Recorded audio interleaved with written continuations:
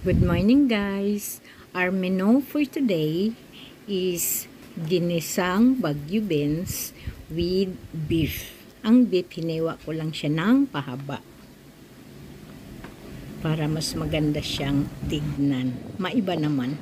Ayan, pinigaan ko siya ng kalamansi and set aside.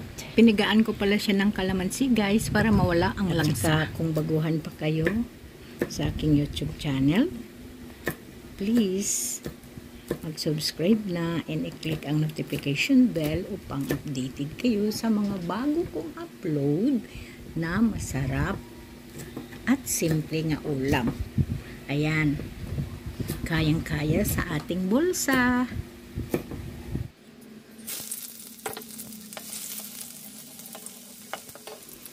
Samahan nyo ako guys hanggang dulo para masaya tayong lahat. At shout out sa aking mga solid subscriber.